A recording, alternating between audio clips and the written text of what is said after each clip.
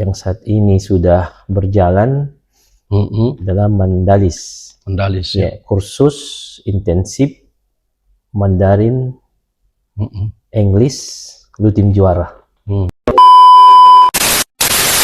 Program pemberian kendaraan operasional kepada petugas keagamaan. Dari hasil pengumuman ini, ada juga bertanya-tanya ke saya ini. Bagaimana memangkah mekanismenya itu? Apakah memang mekanisme Mandalis ini tidak transparan? Ataukah ada juga yang mengatakan, jangan-jangan ini Mandalis ini ada orang dalam ordal lah istilahnya begitu. Berarti memang ini berdasarkan kemampuan ya, bukan berdasarkan pendekatan ya. Kalau pendekatan semua kasihan yang punya potensi. Kalau seperti itu. Rakyat bertanya, di sini kita jawab. Halo, selamat datang di episode perdana podcast Input Rakyat Channel, ruang informasi rakyat. Dalam program Rakyat Bertanya, di sini kita jawab.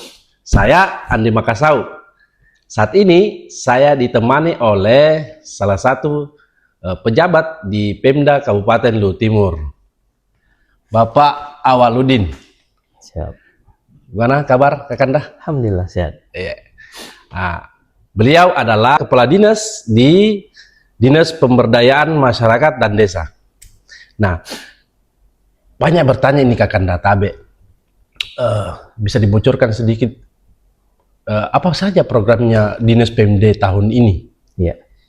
Jadi ada program yang kami kawal saat ini melalui skema pembiayaan dana BKK, bantuan keuangan bersifat khusus kepada desa. Di antaranya itu adalah terkait yang saat ini sudah berjalan dalam Mandalis. Mandalis ya. Kursus intensif Mandarin, English, lu tim juara. Selain itu? Dan program pemberian kendaraan operasional kepada petugas keagamaan. Jadi itu ada 33 desa. 33 desa 33 desa yang diberikan. Termasuk untuk yang Mandalisnya yang dianggarkan melalui dana BKK yang diberikan kepada desa. Begitu juga dengan petugas keagamaan. Ini menarik juga ini kan, satu halo, satu nihau. Sampai dengan programnya kita supaya imam masjid muka agamanya kita ini sampai ke umat ini, cepat sampai di umat. Nah, bisa kita jelaskan itu sendiri Kakak untuk program Mandalisnya sudah sejauh mana sampai hari ini? Ya, kalau Mandalis sampai hari ini sudah tercover. Iya. Sebenarnya kalau dari 33 desa ini dibiayai hanya 1 orang per desa. Kenapa 33 orang saja? Karena memang penganggarannya mulai dana BKK cuma 1 orang. Itu di kegiatan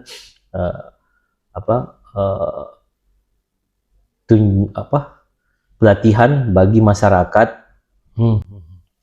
usia kerja. Jadi ada pelatihan yang diberikan kepada masyarakat usia kerja. Bagaimana alurnya itu Kakanda? Maksudnya alurnya ini apa mulai dari pendaftaran sampai dengan? Iya, kalau untuk Mandalis sendiri ini kebetulan ada PKS dengan pihak penyelenggara akses Pari Kediri. Pari Kediri ya. Akses ya. Oke. Jadi itu yang bekerja sama dengan Pemda PKS-nya. Kami percayakan betul untuk perekrutan mulai dari tes yang kebetulan tes kompetensi yang sudah berjalan sampai dengan wawancara. Tes kompetensinya ini tes kompetensi karakteristik kepribadian TKP. Jadi memang terkait masalah kepribadiannya, karakteristiknya. Jadi dari situ dites mengerucut menjadi top 3 dan setelahnya keluar top 3 ini 3 besar itu masuk tahapan wawancara. Wawancara mengerucut menjadi 1 seperti itu. Jadi sepenuhnya kami percayakan pihak akses yang menyelenggarakan agar supaya apa? betul-betul tersaring, yang ada anak kita atau warga kita yang punya kompetensi terhadap atau perhatian terhadap kompetensi terhadap Mandalis dan Inggris, itu bisa terseleksi dengan baik. Jadi tidak ada intervensi lain, betul-betul murni mereka yang menyeleksi. Tapi ini peserta ini dibuka untuk umum ataukah ada memang khusus? Jadi bukan untuk umum. Dibuka untuk umum. Iya. Jadi pendaftaran melalui desa masing-masing. Jadi diumumkan ke desa masing-masing. Ada admin desa yang menginput data mereka yang melakukan pendaftaran. Oh, ini lagi yang saya perlu perjelas ini, Pak Kadis Tabe. Ini kan 33 desa kita ini. Iya. Terus yang lain ini bagaimana ini penganggarannya? Jadi 33 desa sudah dianggarkan oleh dana BKK, berarti kan 33 orang. Ya, betul. Namun pada perjalanannya, sekiranya bisa mengcover beberapa desa lagi, ya, agar supaya tidak hanya 33, sebenarnya bisa dimungkinkan 125 desa, ya, tambah 3 kelurahan. Makanya ada kebijakan Pak Bupati, berkeinginan agar bagaimana kalau ada kontribusi dari setiap perusahaan menjadi bapak angkat, menjadi bapak angkat terhadap anak tersebut untuk dibiayai. Jadi, seperti mungkin satu perusahaan satu anak.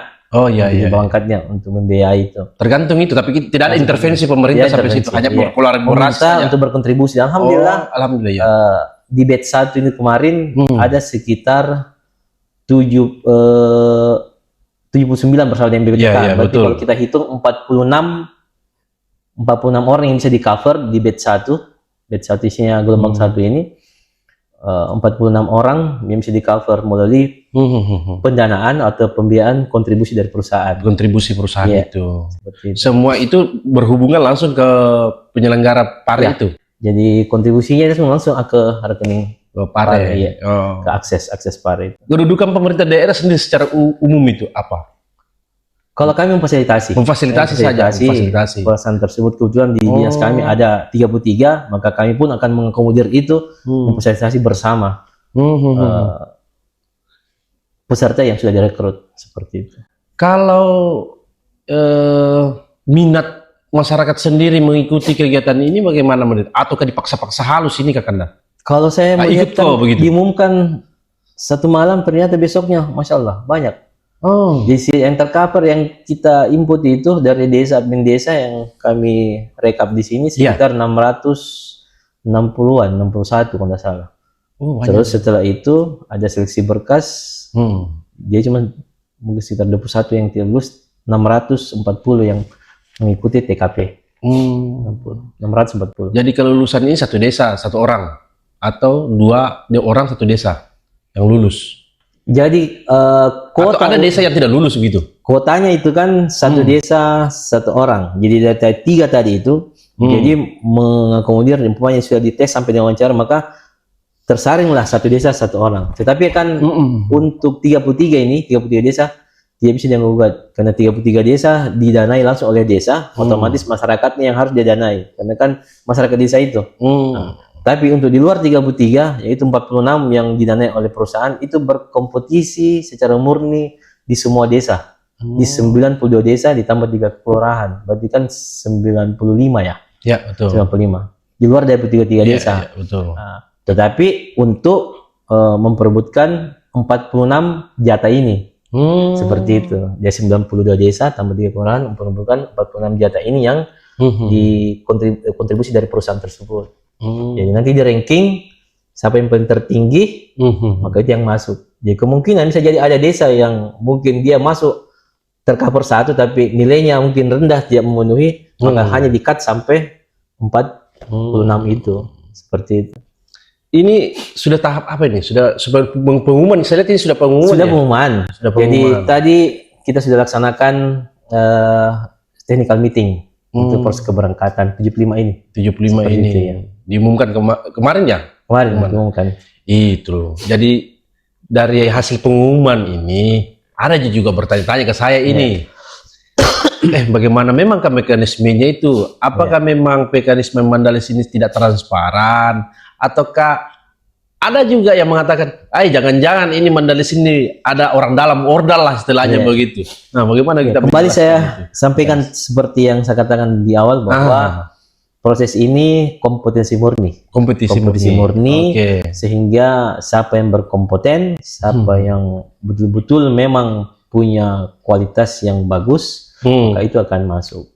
Nah, kembali lagi bahwa ini direkrut ataukah dites murni oleh pihak Akses, karena kami percaya bahwa Akses Pare Kediri ini merupakan penyelenggara yang sudah berpengalaman di dalam melakukan perekrutan seperti itu. Berarti memang ini berdasarkan kemampuan ya, bukan berdasarkan pendekatan ya. Kalau pendekatan semua kasihan yang punya potensi, kalau seperti itu. Jadi betul-betul kemampuan ini bukan pendekatan. Oke, Pak.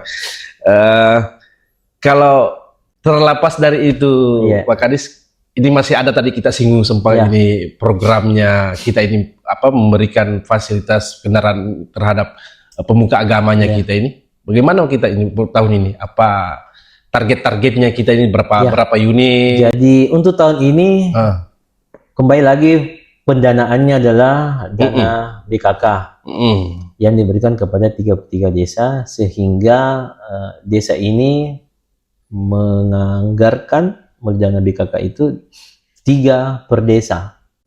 Oh, 3 per desa. Keagamaan. Jadi kalau seperti apa itu petugas keagamaan, seperti apa yang dapat ini? Ya, itu makanya kalau di desa itu ada petugas keagamaan seperti imam desa, guru mengaji, pendeta, sekolah minggu, pendeta, dan pandita Hindu. Kan seperti tapi khusus untuk 33 desa saja ini. 33 desa. Bagaimana dengan desa yang lain ini? Ini yang kami belum tahu skemanya seperti apa 33. Apakah nanti akan ada diperuntukkan juga desa lain, karena kan pasti harapan kita bersama akan mereka merasakan juga seperti itu. Ya, kita belum tahu nanti. Ada kebijakan, ada skema-skema lain ya. Oke. Terus harapan pemerintah daerah ini dengan menghadirkan konsep Mandalis, kemudian menghadirkan anggaran untuk kendaraan bermotor ini untuk pemuka agama, apa harapan kita ini? Apa target-targetnya memang ke pemerintah daerah? Ya, harapannya bahwa dengan pemberian kendaraan operasional ini, petugas keagamaan bisa jauh lebih jangkauan pelayanannya bisa lebih efektif, lebih efisien. Yang tadinya mungkin dia cuman berjalan kaki. Biar cepat tiba di. Jadi pendekatannya pelayanan, kecepatan pelayanan lah, memberikan pelayanan yang cepat kepada masyarakat. Kalau membutuhkan pelayanan keagamaan, betul, seperti pada saat mau menikah, pada saat juga sebagai imam desa kan. Tapi memang selama ini Pak Kadis, kalau pemuka agamanya kita di Luhut Timur ini, mereka memang pakai kendaraan, belum ada kendaraan dinasnya mereka atau belum ada kalau saya tahu. Tapi ini konsepnya hibah kah? Artinya dimiliki mereka atau nanti? Jadi itu aset desa. Oh, itu masuk di aset desa. Oh, aset desa. Jadi siapa lagi nanti jadi imam? Itu lagi diserahkan ke situ. Seperti itu. Oh, seperti itu konsepnya. Bukan dimiliki pribadi. Oh, kalau untuk target-target, apa sih targetnya? Kan baru kali ini nih pemerintah daerah ini melaksanakan Mandalis. Kenapa baru kali ini? Apa memang ada target yang lain begitu? Iya, target. Misalnya, kita bikin program Mandalis ini, karena wilayah Luhut Timur ini misalnya wilayah tambang, misalnya apakah ada target memang orang masyarakatnya kita akan dorong ke situ atau seperti apa ini? Nih, kalau saya melihat seperti itu, bahwa peluang yang ada, salah satu yang kita sampaikan tadi, bahwa ada perusahaan, kebutuhan itulah yang nanti yang menjadi ini. Kita akan dorong-dorong anak-anak kita ini. Iya, dengan modal yang ada itu, sertifikat dari Pare itu yang bisa jadi modalnya mereka nanti pada saat ada perekrutan tenaga kerja itu bisa digunakan. Salah satu ada skill yang dia pakai nanti. Oh, pada intinya kita tidak mau anak-anak kita ini, masyarakat kita Luhut Timur jadi penontonnya. Ya, bisa jadi itulah. Kita dorong mereka untuk berlatih bahasa Inggris, Mandarin, jadi apapun kebutuhan pemerintah, misalnya industri kebutuhannya, dia pandai skillnya di bahasa Inggris, itu kan kita dorong, kita akan buka itu. Kalaupun nanti ada penerimaan, kan seperti itu, ada perekrutan kerja. Tapi satu bahwa dengan skill yang dimiliki ini kan minimal menjadi modal buat mereka nantinya pada saat itu. Oh begitu, ada modalnya Iya, buat mereka. Iya. Dan nanti setelah mereka pulang, seperti yang mendalis ini, mereka akan membentuk komunitas agar supaya apa? Terjaga mereka, apa yang mereka dapatkan dari Pare Kediri itu bisa lebih terjaga. Bisa jadi juga mereka akan membentuk satu komunitas untuk bisa mempengaruhi yang lain, anak-anak yang lain untuk bisa ikut nanti. Dan juga komunikasinya mereka ini yang tadinya mungkin mereka terkumpul di satu komunitas, bisa mereka menjaga apa language-nya lah, maksudnya bahasanya supaya tidak lepas ya seperti itu, supaya tidak terlupakan apa ilmu yang dia dapatkan, tidak lepas begitu saja seperti itu. Harapannya kita ada komunitas yang mereka bangun nanti. Sudah ada gambaran di masyarakat bagaimana penerimaannya terhadap program tadi kendaraan untuk agamanya kita ini sejauh ini? Apakah memang sebelumnya tidak pernah memang dianggarkan atau untuk pemuka agamanya? Kalau ini baru yang saya lihat ada. Baru kali ini. Iya, baru kali ini. Ini program Pak Bupati. Bupati yang menginginkan ada bentuk kepedulian terhadap petugas keagamaan dalam upaya untuk memberikan pelayanan terbaik buat masyarakat kita. Jadi beliau juga maksimal bekerja dari petugas keagamaan itu, masyarakat pun terlayani dengan baik seperti itu. Tapi sekali lagi bahwa program mandalisnya kita tidak ada ordal ya. Tidak ada ordal. Murni ini mereka mendaftar, murni ini diseleksi. Jadi tidak ada intervensi si A, si B untuk kasih lolos ini. Jadi murni ini melalui proses tahapan ini. Seperti harapan kami. Baik, karena kita dibatasi oleh waktu ini Kakanda. Terima kasih banyak waktunya dan sudah memberikan pencerahan tentang 2 program tahun ini yang akan kita jalankan, dan alhamdulillah Andalis ini sudah dijalankan. Untuk tahun ke depan masih mungkin ada program sama Andalis ini, ataukah untuk mudah-mudahan ini bisa berkelanjutan. Harapannya begitu, Pak Bupati pun berharap seperti itu. Pemerintah daerah berharap ini akan tetap berlanjut. Oke, baik. Terima kasih Kakanda atas waktunya. Baik, karena kita dibatasi oleh waktu, terima kasih banyak atas waktunya. Mungkin kita akan ketemu di episode berikutnya. Teman-teman masih penasaran, silahkan coret-coret di halaman kami, di web kami, baik di Facebook, Instagram, baik di YouTube dan TikTok.